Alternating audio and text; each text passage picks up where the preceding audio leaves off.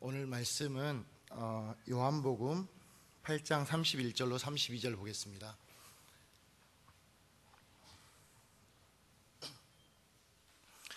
요한복음 8장 31절로 32절 보겠습니다. 신약 159페이지입니다. 요한복음 8장 31절로 32절 같이 읽겠습니다. 시작. 그러므로 예수께서 자기를 믿은 유대인들에게 이르시되 너희가 내 말에 거하면 참으로 내 제자가 되고 진리를 알지니 진리가 너희를 자유롭게 하리라. 한 번 더 읽겠습니다. 시작. 그러므로 예수께서 자기를 믿은 유대인들에게 이르시되 너희가 내 말에 거하면 참으로 내 제자가 되고 진리를 알지니 진리가 너희를 자유롭게 하리라. 아멘. 아멘입니다. 어떤 사람의 어린 시절 이야기인데요. 집이 매우 가난해서 8살이 될 때까지 신발이 없었다고 합니다. 근데 그 어머니가 어느 날 낡은 신발 한 켤레를 구해다 준 거예요.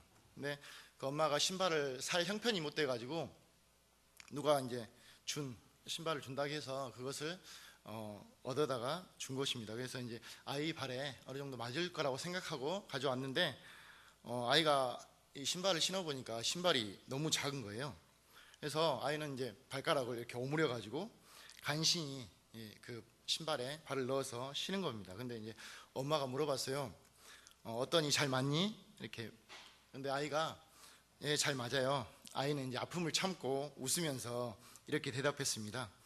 그래서 아이는 신발을 신어본 적이 없고 신발을 가져본 적이 없었기 때문에 신발을 갖게 된 것에 감사했어요.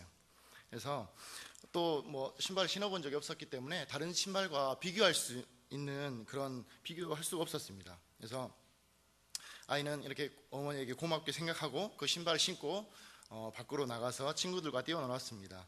그리고 그 후로 오랫동안 신발에 대해서 이렇게 생각했어요. 신발은 발을 아프게 하지만 추운 날 밖에 나가서 뛰어놀 수 있게 해주는구나, 이렇게 이제 생각했습니다. 근데 그 뒤로 오랜 시간이 지나서 드디어 이제 그 아이에게 발에 꼭 맞는 신발을 갖게 되었습니다. 근데 그 신발은 놀랍게도 발을 아프게 하지 않는 것입니다. 과거에 항상 이렇게 당연하게 생각해왔던 그런 것들이 당연하지 않다는 것을 이제 그때 비로소 깨달은 거예요. 그래서 그때 비로소 신발은 발에 딱 맞기만 하면 발을 더 편하게 해주는 것이구나, 그때 깨달은 것입니다. 이 이야기는 우리 많은 그리스도인들에게 그리스도인 삶에 적용될 수 있습니다. 분명 우리는 예수 믿기 전보다 예수 믿고 구원의 확신을 가지고 사는 삶이 더 낫습니다. 그리고 또 죽은 다음에 천국에 갈 확신을 가지고 사는 것이, 예수 믿기 전의 삶은 어떤 죽음 이후에 불안감, 어떻게 될까 하는 불안감과 또 그런 막연함, 심판에 대한 두려움을 가지고 사는 것보다는 더 나은 그런 삶입니다. 근데 나중에 가는 그런 천국만 생각하고 지금 이 땅의 삶은 여전히 죄에 묶여서 또한 힘들고 고단한 그런 삶을 살고 있지는 않습니까? 이렇게 발에 꼭 맞지 않는 신발을 신은 것처럼 힘들게 신앙생활을 하면서 마치 그것이 당연한 것처럼 누구나, 나뿐만 아니라 저 사람도 누구나 모두 다 그렇게 생활하는 것처럼 우리가 생각하고 있지는 않은지 모르겠습니다. 그렇지만 예수 믿기 전보다는 나은 거죠. 예수 믿기 전보다는 낫다는 것으로 위안을 삼으면서 사는 것이죠. 가끔씩 하나님의 은혜가 있어서 기쁨이 찾아오기도 하고 또 천국에 대한 소망도 있습니다. 하지만 여전히 그런 우리 발을 아프게 하는 그런 신발과 같이 그렇게 살고 있는 모습이 우리의 신앙의 지금의 모습이진 않는가, 이렇게 생각합니다. 그래서 오늘 본문에 예수님께서 이렇게 말씀하셨습니다. 진리를 알지니 진리가 너희를 자유케 하리라. 만일 이 말씀이 진리라면 그 정반대 또한 진리일 것입니다. 그러면 비진리는 나를 속박한다는 것이죠. 비진리는 우리를 속박합니다. 한번 따라해 볼까요? 진리는 나를 자유케 하지만 비진리는 나를 속박한다. 우리 옆 사람에게도 한번 고백해 줬으면 좋겠는데요. 진리는 당신을 자유케 하지만 비진리는 당신을 속박합니다.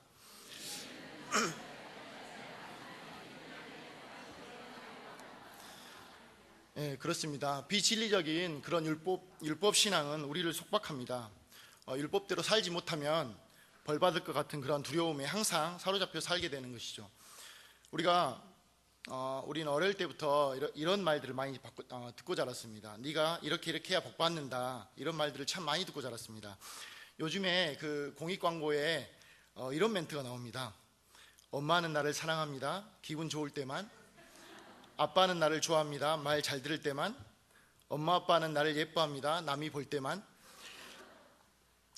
참 마음이 아픈 그런 멘트입니다. 근데 우리는 항상 이렇게 조건적인 사랑만 받아왔기 때문에 우리도 그렇게 사랑하는 것 같습니다. 하나님의 사랑도 이렇게 조건적으로 생각하는 것 같습니다. 우리가 잘해야만 하나님이 사랑해 주시고 우리가 못하면 벌 주시는 그런 하나님으로 우리가 생각하며 살진 않는지 모르겠습니다. 엊그제 6월 17일 날 미국 마이애미의 한 법정에서 재판이 있었습니다. 그 재판은 2년 전에 버스에서 13세 된 여자아이를 권총으로 죽인 청년에 대한 그런 재판이었습니다. 근데 그 법정에 그 딸아이의 엄마가 와서 그 청년에게 다가갔습니다. 그 엄마는 그 청년에게 아무런 그런 저주의 말도 퍼붓지 않고 가서 꼭 껴안아 주었다고 합니다. 그것은 용서한다는 의미였습니다. 그러자 그 청년은 이 이해되지 않는 상황 가운데서 멍하니 있다가 터져나오는 울음을 삼키면서 미안합니다 하면서 용서를 빌었습니다. 그 형을 선고하기 위해서 이렇게 열린 법정이 순식간에 참회와 용서의 장이 된 것입니다. 그 재판을 맡은 판사가 이렇게 어떤 그 기고한 것을 보았습니다. 나는 20년 동안 법정에서 펼쳐진 비극적인 인간사를 목도했다. 하지만 나는 어머니가 자신의 자녀를 죽인 살인범을 포옹하는 장면은 상상조차 해본 적이 없다. 그녀의 그런 용서와 탄원으로 해서 결국 그 청년이 감옥에 가지 않고 청년 캠프를 다니면서 1년 동안 총기의 위험성에 대해서 강연하는 것으로 형을 받게 되었습니다. 이런 이야기를 들으면 어떤 생각이 드십니까? 성경에는 원수를 70번씩 7번이라도 용서하라고 이렇게 되어 있습니다. 근데 우리의 어떤 기본 성향으로 성정으로 이렇게 할 수 있습니까? 형제를 사랑하라, 부모를 공경하라, 교회에 충성하라, 하나님을 경외하라, 이런 것들이 잘 되십니까? 이렇게 해야 된다는 것은 아는데 내가 그것이 감당이 안 되면 또 나의 노력으로 그렇게 살지 못하면 늘 양심의 가책을 느끼고 늘 자신을 정죄하면서 이렇게 살고 있지는 않습니까? 우리가 항상 그런 이상적인 율법의 기준을 바라보지만 현재 나의 모습과는 너무나 동떨어진 모습으로 느껴지지 않습니까? 이런 말씀을 계속 들으면 우리 마음 가운데 어떤 뭔가 모르는 그런 무거운 것들이 생깁니다.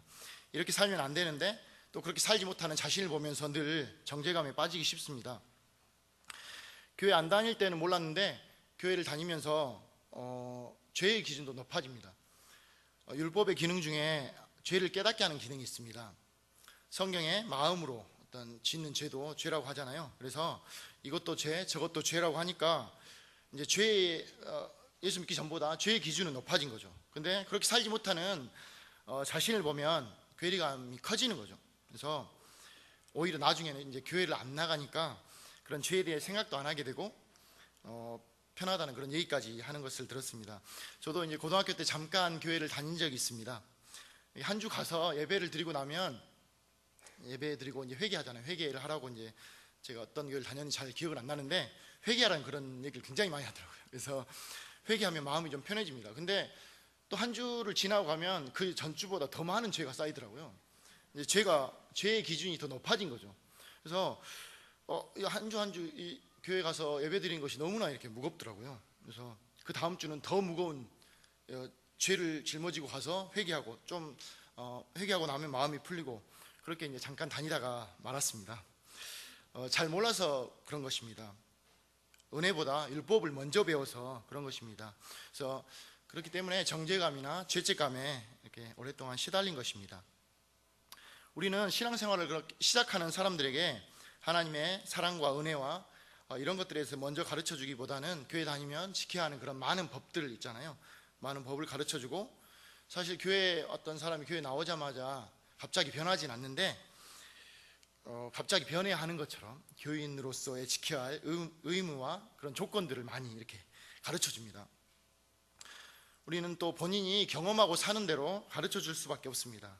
우리의 입으로는 하나님의 사랑과 은혜에 대해서 이야기할 수는 있지만 우리의 삶이 그렇게 살지 못하면 그 사람의 삶은 금방 드러나는 것입니다. 그래서 자기랑 똑같은 그런 율법 신앙이라면 똑같은 율법 신앙을 만들게 되고, 본인이 은혜 신앙이라면 은혜 신앙의 사람을 만드는 것이죠.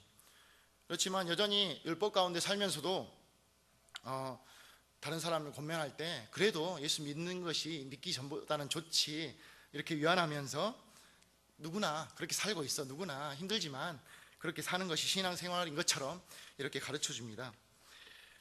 율법과 은혜를 비교할 수 있는 그런 좋은 예는 제가 학생 때 이제 수련회를 갔습니다. 근데 그 수련회에서 어떤 한 가지 주제를 가지고 토론을 벌인 적이 있습니다. 그것은 지금도 뭐 이 주제를 가지고 토론하면 치열할 수 있는데 술에 대한 것이었습니다. 술을 마셔도 되냐 마시면 안 되냐의 그런 논쟁이었습니다. 어릴 때부터 교회만 있던 그런 친구들, 소위 그 모태신앙들은 절대 마시면 안 된다, 이쪽이죠. 예수를 늦게 믿은 그런 친구들은 성경에 어디 술 마시지 말라가 있냐, 술 취하지 말라만 있다, 이렇게 이제 합니다. 그래서 항상 우리는 그것으로 싸웁니다. 법으로 되냐 안 되냐 이것으로 이렇게 따지려고 하는 그런 습관들이 있습니다. 그러나 이것은 별로 의미 없는 그런 논쟁일 수 있습니다. 연인들을 한번 예로 들어보겠습니다. 연애를 시작할 때 연애 관계를 유지하기 위해서 최소한의 선을 정해놓습니다. 만약에 그렇게 했다고 하면 뭐 일주일에 2번 데이트하자, 하루에 3번은 전화를 하자, 뭐 하루에 10번 정도 문자를 주고받자, 절대 다른 이성은 만나지 말자, 이렇게 이제 연애 관계를 바르게 유지하기 위해서 최소한의 기준을 세워놨다고 합시다. 근데 이 정도의 법만 지킨다고 해서 건강하고 올바른 그런 연인 관계라고 할 수 있습니까? 아닙니다. 사랑하면 그 법을 초월합니다. 최소한의 그 법보다 더 해주고 싶어 하는 것입니다. 그래서 뭐 일주일에 2번만 데이트하기로 했는데 매일 보고 싶어서 찾아가기도 하고, 하루에 3번 전화하기로 했는데 시도 때도 없이 전화하기도 하고, 또 문자를 막 수시로 이렇게 주고받는 것, 그런 일들도 있습니다. 예전에 청년부 수련회 때 어떤 친구가 밤새도록 카톡을 막 보내더라고요. 그래서 그러니까 이제 상대방은 사실 자고 있는데 왜 이렇게 카톡을 보내냐고, 새벽 3시인가 4시쯤에 왜 이렇게 계속 카톡을 보내냐고 했더니 아침에 일어나서 이 수많은 카톡을 보면 감동할 것이다, 이런 창의적인,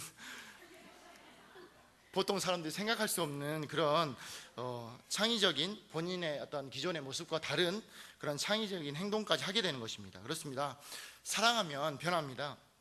사랑하면 자신의 것 이상을 하는 그런 놀라운 힘이 생깁니다. 또 중요한 것은 사랑을 하면 누가 시키지 않아도 스스로 자발적으로 하게 된다는 것입니다. 근데 이제 반대로 사랑이 식어지면 다시 원래의 모습으로 옛 습관으로 돌아가는 것입니다. 우리의 신앙의 삶도 마찬가지입니다. 우리가 주님을 사랑한다면 누가 시키지 않아도 주님 앞에 더 가까이 나가기 위해서 방해되는 것들은, 그것이 어떤 것이든 자연적으로 끊고 싶어질 것입니다. 그 자체가 어떤 선한 것이든 악한 것이든 그것은 중요한 것이 아닙니다. 어떤 행동이나 물건이나 그 자체가 선하고 악하다고 보기는 어렵습니다. 그것은 그 시대의 문화나 관습에 따라서 악하게 보기도 하고 선하게 보기도 합니다. 지금 우리가 교회에서 너무나 자연스럽게 쓰고 있는 기타나 피아노나 드럼도 예전에는 교회에서 치면 안 되는 악기였다고 합니다. 주님께 나가려는 그런 마음들을 빼앗는 것이 우상이라는 것입니다. 그것이 술이든 TV든 스마트폰이든 게임이든 운동이든지, 심지어는 외적으로 선해 보이는 그런 일들이 있잖아요. 선행과 봉사와 교회 사역일지라도 그것이 우리의 마음을 빼앗는다면, 주님보다 더 우선된다면 그것은 우리의 우상이 되는 것입니다. 저도 그런 경험이 있습니다. 제주에 와서 운동에 빠진 적이 있는데 운동 가는 날을 잡아놓으면 그 전날부터 이렇게 설레는 거예요. 그래가지고 한참 뒤에 빠져나왔지만 그게 저의 우상이더라고요. 제가 예배를 드리러 가면서 이렇게 설렌 적이 있었나, 그런 생각을 하게 됐습니다. 그래서 우리 성도님들은 다 예배 드리러 나올 때 설레임으로 오시죠? 기대감을 가지고 예배 가운데 오시는 분들은 주님께서 어떤 것을 기대하시든 그 이상의 것으로 채워주실 수 믿습니다. 아멘. 네, 이 시간에 그 사진을 하나 보여드리고 하는데요. 사진 좀 띄워주시면 잘 보일지 모르겠습니다. 나비 사진입니다. 나비. 나비는 애벌레에서 번데기를 거쳐서 나비가 됩니다. 나비와 애벌레는 완전히 다른 존재입니다. 구원받기 전과 구원받은 이후에 우리는 완전히 다른 존재가 된 것입니다. 우리가 그것을 느끼든 느끼지 못하든 그것은 중요한 것이 아닙니다. 주님의 말씀이기 때문에 그것은 진리이고 그것은 진실입니다. 우리가 나비를 이렇게 부르지 않습니다. 변화된 애벌레라고 부르지 않습니다. 사진에 보면 잘 보일지 모르겠는데 나비가 날지 않고 그냥 이렇게 막 쩍쩍 갈라진 그런 척박한 마른 땅을 걷고 있는 모습입니다. 나비는 두 날개로 이렇게 홀로 날아다녀야 그것이 정상인데, 나비가 된 이후에도 나는 아직도 애벌레라고 생각하고 큰 날개를 들고 이렇게 사진처럼 걸어 다닌다면 얼마나 불편하겠습니까? 주님 우리에게 이렇게 말씀하십니다. 너는 한때 애벌레였다. 그러나 이제는 나비다. 나비처럼 자유롭게 날아다녀라. 사진에 보이는 이 나비의 모습이 웃기는 이야기라고 할 수도 있지만 이것이 바로 우리의 모습일 수 있습니다. 구원받기 전과 후에 우리는 완전히 다른 존재가 된 것인데 여전히 전이나 지금이나 뭐가 다르냐 이렇게 속이는 그런 속임에 속고 살고 있을 수 있다는 것입니다. 주님께서는 이미 우리를 위해서 다 이루셨고 우리는 자유라고 이렇게 나비처럼 홀홀 날아다니라고 말씀하시는데 우리는 여전히 이렇게 주님 앞에 말하고 있습니다. 주님, 저는 아직도 애벌레입니다. 저는 날 수 없습니다. 저는 기어다니는 게 더 익숙합니다. 날려고 하다가 떨어질까 두렵습니다. 지금 이대로 좋습니다. 믿음으로 발을 내디르라고 말하지 마십시오. 이렇게 말하고 있지는 않습니까? 이것이 우리들의 영적인 모습일 수 있습니다. 구원받은 이후에도 여전히 힘들게 애벌레처럼 이렇게 기어다니는 모습과 같은 성도들이 오늘날에도 얼마나 많은지요. 애벌레의 마음을 가진 그런 나비처럼 크고 무거운 날개를 나는데 사용하지 않고 이렇게 들고만 다닌다면 이 날개는 자유케 하는 도구가 아니라 오히려 무거운 짐이 될 것입니다. 그래서 우리는 우리 자신을 우리가 어떻게 보는가가 굉장히 중요합니다. 주님께서 행하신 것을 믿음으로 받아들이고 본인이 하나님의 자녀로서의 권세를 사용하고 누리는 사람이 있는 반면에 구원받았음에도 불구하고 여전히 변화된 애벌레처럼 자신을 여전히 옛사람의 모습으로 생각하고 주님이 행하신 일과 상관없이 자신의 힘으로 고단한 인생길을 가는 그런 사람이 있습니다. 이것은 십자가의 길, 고난의 길과는 전혀 다른 고생길입니다. 자신의 무지로 고생하는 것을 십자가의 고난이라고 합리화하지 않았으면 좋겠습니다. 이렇게 발에 맞지 않는 신발을 신은 것과 같은 모습, 날개를 접고 기어다니는 나비와 같은 모습이 이상하게 우리 눈에는 이상하게 보입니다. 정상이 아닙니다. 그렇지만 만약에 주님께서 우리를 바라보실 때 우리의 모습이 이러한 모습은 아닐까 돌아보게 됩니다. 겉으로 보기에 율법신앙과 은혜신앙은 잘 구별되지 않습니다. 둘 다 교회 생활을 열심히 하는 그런 모습으로 비춰질 수 있습니다. 그러나 그 열매로 금방 알 수 있습니다. 율법신앙은 열심히 하지만 그 안에 기쁨이 없이 자기의 의를 드러내기 쉽고 자신을 인정해 주지 않으면 쉽게 시험에 들고 자신보다 더 열심히 하지 않는 사람을 보면 판단하는 그런 것입니다. 또 겉모습으로 나는 저 사람보다 더 낫다는 것으로 위안하거나 또 반대로 죄에 너무 쉽게 무너지는 자신에게 실망하여서 자기 정죄감, 자기 죄책감에 시달리는 것입니다. 심지어 어느 정도까지 떨어지냐면 내가 구원받았나? 이렇게 의심하는 데까지 떨어지는 그런 경우도 보았습니다. 그렇지만 은혜신앙은 똑같이 열심히 하지만 그 동기가 다릅니다. 주님이 우리를 구원해 주신 그 감격과 그 은혜에 대한 반응으로 영혼들을 섬기고 교회를 하고 봉사하는 것이기 때문에 그 마음속에 기쁨이 있습니다. 그 주님의 사랑 때문에 더 드리고 싶고 자신을 더 헌신하고 싶어합니다. 아니, 주님이 자신의 전부를 우리에게 주셨기 때문에 그것에 반응해서 우리도 우리의 전부를 주님께 드리고 싶어하는 것입니다. 사람들이 자신을 알아주고 인정해주는 것에 별로 연연해하지 않습니다. 주님이 기뻐하시는 일에 자신의 삶을 기꺼이 드리고자 하는 그런 열정이 있습니다. 이것은 동전의 양면과 같습니다. 이렇게 붙어 있지만 뗄 수가 없습니다. 동전의 양면은 붙어 있잖아요. 앞면과 뒷면이 분명히 다르지만 붙어 있습니다. 그래서 은혜로 시작했다가도 그 사랑이 식어지면 다시 율법으로 가기도 하고, 율법으로 시작했다가도 그 율법에 자신이 깨어지면 은혜신앙으로 가기도 합니다. 전에 청년부에 모태신앙으로 영혼 없이 교회를 다니던 그런 친구가 있었습니다. 근데 그 친구가 어느 예배 때 은혜를 받더라고요. 기적과 같은 일이죠. 모태신앙이 은혜 받는다는 거. 근데 그 친구가 이런 고백을 처음으로, 굉장히 이제 20대이니까 나이가 적지 않은 나이인데 처음으로 하나님 앞에 예물을 드리고 싶다는 고백을 하더라고요.